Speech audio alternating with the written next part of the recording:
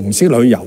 除咗針對內地同埋海外遊客，對本港嘅居民，尤其是年青人呢，都係好重要嘅，有助佢哋加強對國家嘅認識同埋認同。2個月之前呢，我組織咗我業界嘅一批人士咧，一齊去咗湖南嘅韶山考察體驗，包括造訪毛澤東嘅故居、毛主席廣場等。其實唔少景點咧，我多年前都去過嘅，但係今次感覺咧更為深刻。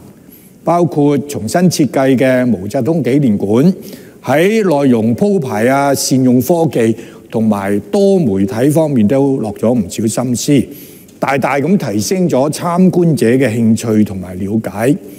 而家大家聚焦係6隻嘅熊貓嗰度，相信嚟緊呢，有好多旅客同埋本地嘅人都會前往海洋公園去探望佢哋。但係海洋公園整體仲係蝕緊錢，水上樂園嘅項目呢，仍舊係艱苦咁經營之中。躍動港島南嘅計劃俾人感覺就好似停頓咗。